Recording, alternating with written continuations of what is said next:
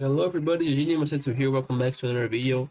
To be completely honest with you, this is a video that I didn't expect to need to make this early on my channel. With the magnitude of this severe weather event, but it's time. We have a day one high risk of severe weather. Honestly, it's difficult to find words to talk about it.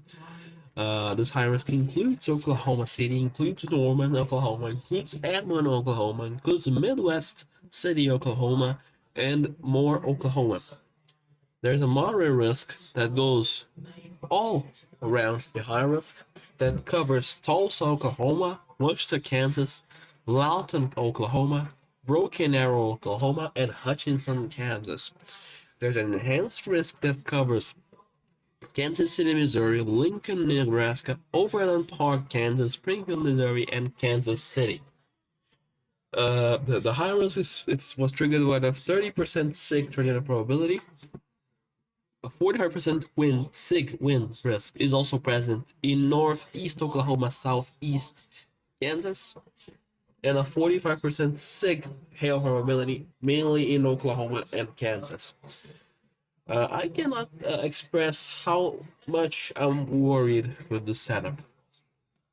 Significant tornadoes, strong, potentially violent, strong, intense to potentially violent tornadoes are expected today. Numerous strong tornadoes, as mentioned here by the SPC in the 1630s outlook. Multiple intense EF3 plus long track tornadoes, as well as very large hail and severe thunderstorm gusts, are expected today over the south central plains, right? There's honestly not. It's kind of hard to make a video about it, considering how significant the situation is. There's already a tornado watch, right, for the northern part of the risk there in northern Kansas and also Nebraska. 70-30, the probability is tornadic wise. So, first of all, I want to start here with the surface observations here, just very quick, right? Especially the dew points, because dew points have been overperforming the H-triple-R by a big margin. And that is not a good indicative, considering that, more dew points would indicate a bigger tornado threat, a bigger instability, a higher instability, and more of a tornado threat. So I want to start off here with the 6Z or with the 12Z H-triple-R. I also want to have the latest H-triple-R here, the 15Z H-triple-R, just in case. So the general idea here is we have and this setup is going to be a little bit different than what we expect, because the trough is a little bit weird, right? The trough, when we normally see these plane events like from we saw recently on the 27, we normally have a big trough just ejecting through the main ejection, in the main threat area. This time, no, we have the main ejection of the trough being in Kansas, Nebraska, South Dakota, right? However, this trough is very beautiful negative to the trough, has such a close low that the low-level jet is going to bring the threat actually into Oklahoma and Kansas, and with the main threat being there, especially because the thermodynamics in Nebraska, Oklahoma, and Nebraska and South Dakota are not amazing. But there's another thing here. I want you to look at the middle lines, right? So you can see that they are almost parallel to the dry line, right? The dry line is around here. You can see they are parallel to the dry line, which diminishes a lot of the discrete supercells, bringing more of a damaging wind threat. That's why we have a 30% SIG,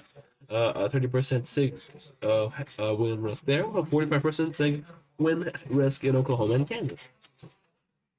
Right?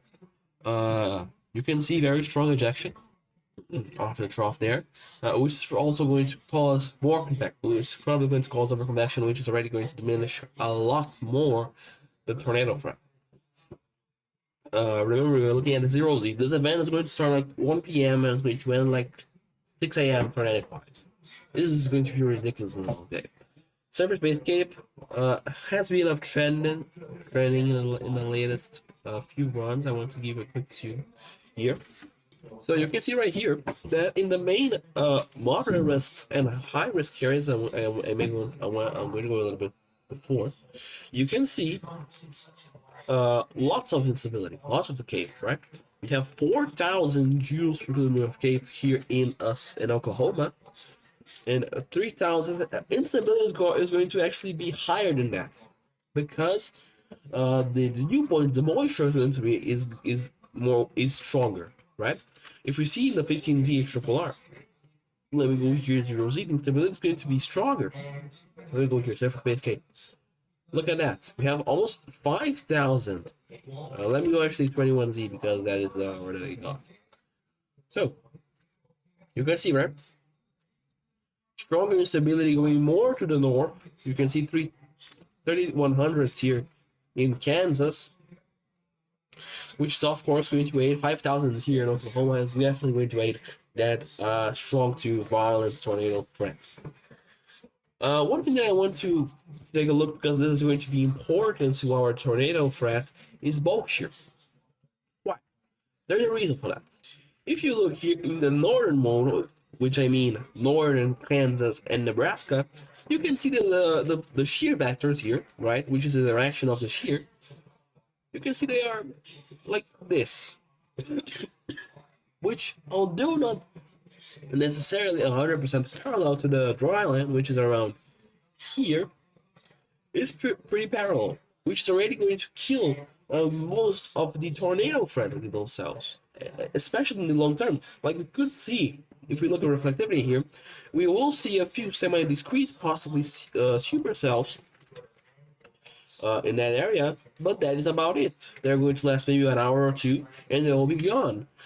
However, if we go back here to the bulk shear, as we go more to the south, right, especially here, I'm sorry, you can see the bulk shear vectors are more perpendicular to the draw line, right? Which is already going to aid the discreteness of those cells, aiding on that tornado effect. So, and honestly, this is something that the HRRR is having a big issue on the simulated reflectivity, because the HRRR has initially the discrete supercells, and a lot of them, but they quickly transform into semi-discrete and into a cluster, which I don't think they're going to happen. And even on this case, which is probably going to be would be the best case scenario, where those cells quickly become more messy, possibly more semi-discrete cells. We have still cells ahead of the main line, ahead of this main MCS, which could also bring a strong tornado threat, mainly because the level jet is so strong, but also bringing very strong wind threat. There's a 45% safe wind threat for a reason, right? If we look here at the okay, so I want to go a little bit back to 22Z, and you can see that the ahead of the 22Z is around, I think, 4 p.m. I think it's 4 p.m. or 4 to 5 p.m.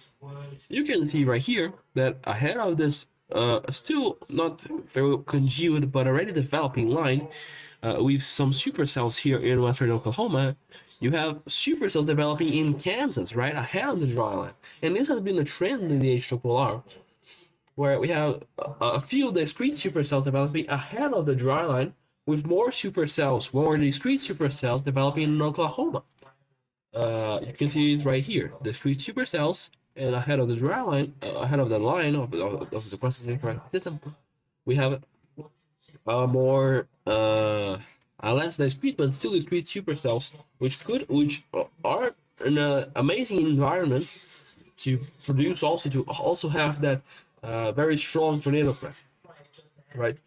However, the main issue here with the H polar, pointed out by NWS Norman, is that the H polar is going linear way fast, way too fast, which is of course would be a best case scenario for the population, right, for the people that live in Oklahoma, but doesn't seem very likely. The perpendicular shear vectors will not aid on that factor. The forcing is going to be very subtle because there's not a direct ejection of the trough on that area. Like there's a little bit of an influence of the trough with a little bit of a shore waves, but the main ejection of the trough won't be there, which is already going to have which is already going to be more a subtle force. The forcing won't be that strong to cause overconvection.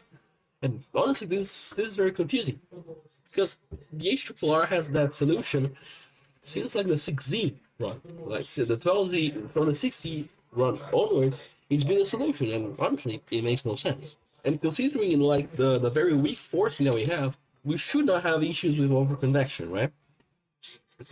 So the HRR in a very quick transition into a cluster or a linear mode doesn't make any sense.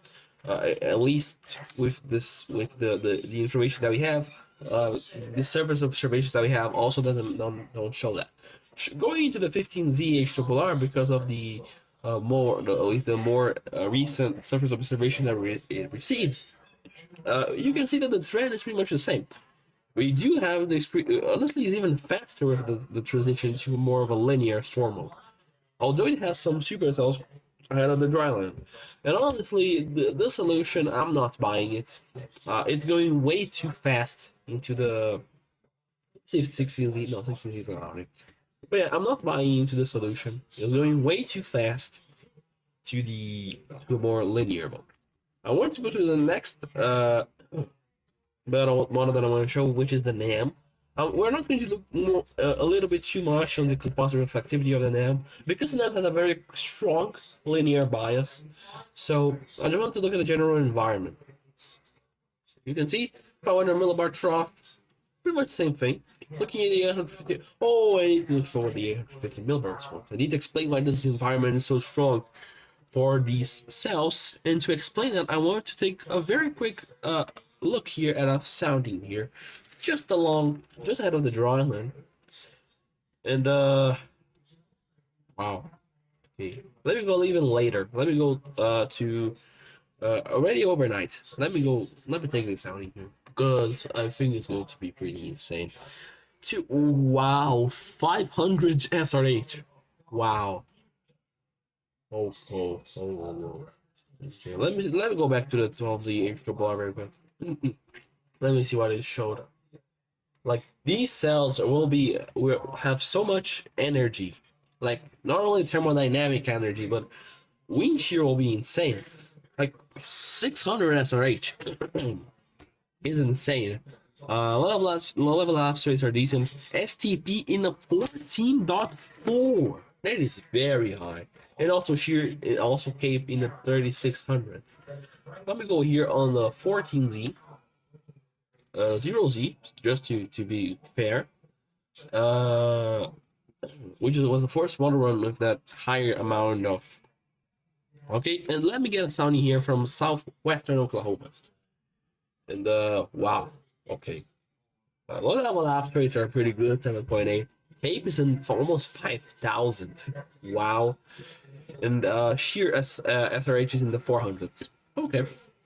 Oh, I want to point out another thing. It's very possible that we see more of the dryline actually convecting.